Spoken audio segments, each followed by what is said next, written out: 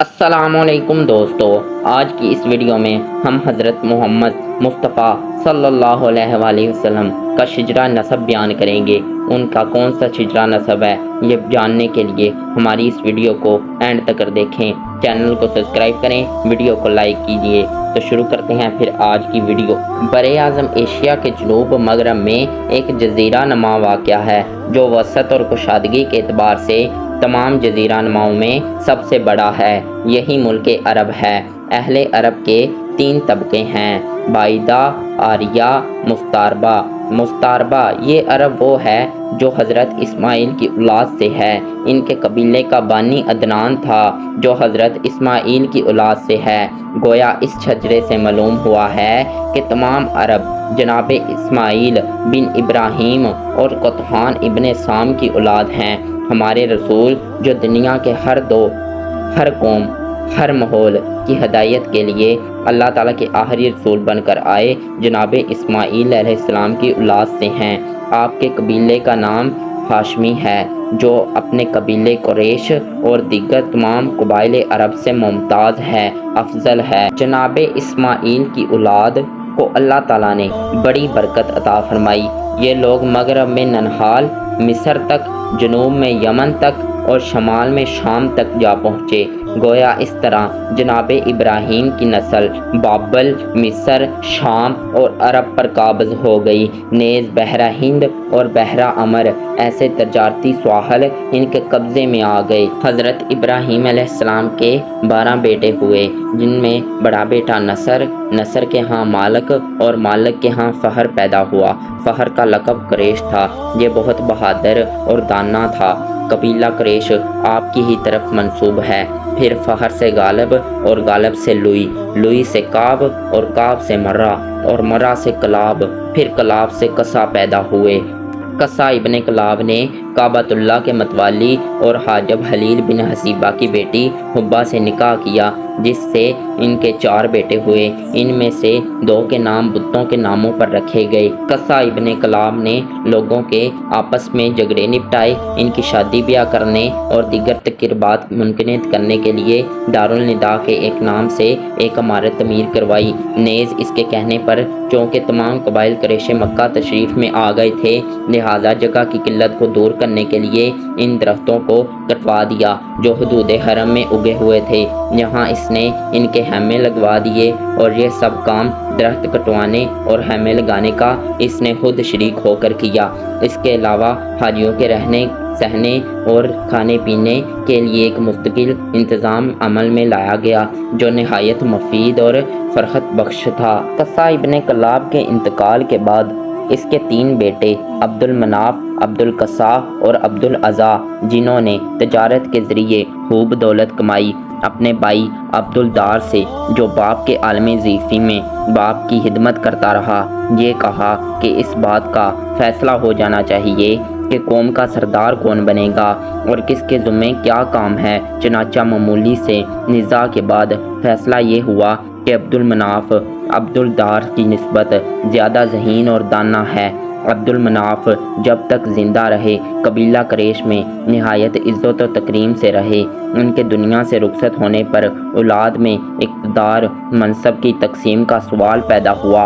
अब्दुल मनाफ के 4 बेटे थे, अब्दुल शम्स, हाशम, नौफल और मुतलब। तकसीम मुनासब इस तरह अमल में आई कि हुकूमत जनाब हाशम को मिली और क़ियादत अब्दुल शम्स के हिस्से में आई। जनाब हाशम की औलाद हाशमी कहलाई। वो नहायत हसीन व जमील और साला किरदार के मालिक थे। अपने ज़ाती सलाहतों की बदौलत अपने तमाम ख़ानदान में बड़े मोअज़्ज़ज़, मोहतरम और दाना थे। चारों भाई तो आपस में बड़ी मोहब्बत रखते थे, मगर मालूम नहीं अब्दुल शम्स का नौजवान और ख़ुद सर बेटा उमिया क्यों अपने चाचा से हसद रखने लगा। पहले चंद रोज़ तो वो अपने चाचा हाशम से फ्याजी और दिल लगी करता रहा, लेकिन हसद और कीना में इस कदर बढ़ गया कि हाशम से एक मुकाबला करके हार जाने में 10 बरस के लिए जलावतन होना पड़ा। कुरैश में जनाब हाशम की वही कदर मंजिलत कायम थी जो कसा इब्ने कलाब की थी। आपका काफिला तजारत सब काफिलों से बड़ा होता था। साल में 2 मरतबा तजारत बाहर ले जाने की आप ही ने रस्म पैदा की थी। मोरहीन लिखते हैं کہ نام تو آپ کا اصل میں عمر تھا، لیکن قبیلہ قریش کو ایک دعوت دے کر نہایت لذیذ اور مزیدار حشم یا شوربے اور روٹی کا چورا ملا کر کھلایا تھا۔ تب سے قوم نے آپ کو ہاشم کے نام سے پکارا اور آپ عمر سے ہاشم ہو گئے۔ شام کے ایک سفر تجارت میں جو آپ نے مدینہ کے راستے کیا تھا، آپ نے سلمہ نام کی ایک خوبصورت مدنی بی بی سے شادی کی۔ اس سے ایک بچہ پیدا ہوا جس کے بالوں میں ذرا سفیدی تھی۔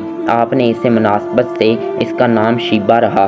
شیبہ کے پیدا ہونے کے بعد جناب ہاشم کچھ دیر اور مدینہ میں رہے، اس کے بعد شام کے سفر پر چل پڑے، مگر ابھی غزوہ کے مقام پر پہنچے تھے کہ بیمار پڑ گئے، اور بیماری نے اس قدر طویل پکڑ لیا کہ شام کا یہ سفر آخرت کا سفر ثابت ہوا۔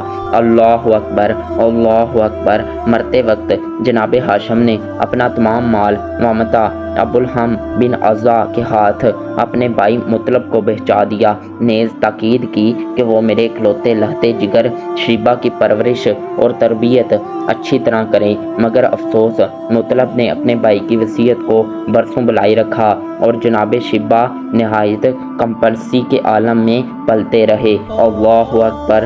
ایک طویل مدت کے بعد جب عبد المطلب کو اپنے مرحوم بھائی ہاشم کے اکلوتے فرزند شیبہ کو دیکھنے کا اشتہاق ہوا تو مدینہ گئے اور یتیم کو گلے سے لگایا، پیار کیا۔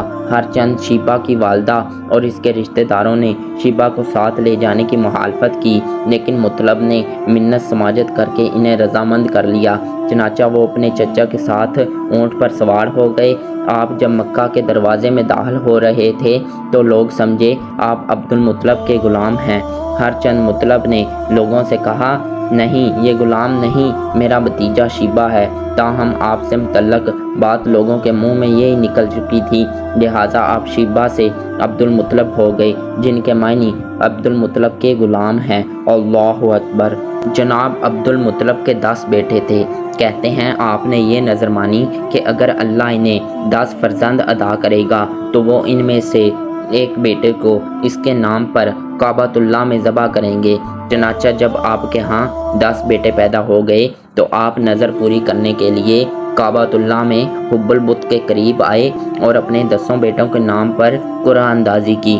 قرعہ میں آپ کے سب سے چھوٹے بیٹے کا نام آ گیا، جناب عبداللہ ان کا نام تھا۔ وہ نام نکل آیا جو آپ کو سب بیٹوں سے بہت پیارا تھا۔ جب قریش کو اس بات کا علم ہوا تو وہ آپ کی خدمت میں حاضر ہوئے اور کہنے لگے کہ اگر عرب میں فرزند قربان کیے جانے کی رسم چل پڑی تو سخت آفت میں جان آ جائے گی۔ آپ اس ارادے کو ملتوی کر دیں اور عبداللہ کی جگہ اونٹ قربان کر دیں۔ چنانچہ آپ نے قریش کی تجویز کو پسند کر کے 100 اونٹ قربان کر دیے، 100 اونٹ قربان کر دیے۔ چنانچہ عبد المطلب کے بارے میں ابن سعد نے ہشام بن محمد سے روایت کی ہے کہ اگر آپ تمام قریش میں سب سے زیادہ حسین تھے اور آپ کا قد سب سے لمبا تھا اور آپ سب سے زیادہ حلیم اور سخی تھے، جب کوئی بادشاہ آپ کو دیکھتا تو آپ سے بڑے احترام و عزت سے پیش آتا۔ اس واقعہ کے بعد مورخین لکھتے ہیں کہ آپ وہب عبد المناف کے پاس گئے اور ان کی بیٹی آمنہ بی بی سے اپنے لہتے جگر جناب عبداللہ کا نکاح کر دیا، جو قریش کی عورتوں میں ہر لحاظ سے ممتاز اور افضل تھیں۔ اگرچہ آپ کا نکاح ابراہ کی فوج کشی کے سال میں ہوا، تاہم حملہ ابراہ کے وقت جناب عبداللہ مکہ سے شام کے سفر میں جا رہے تھے۔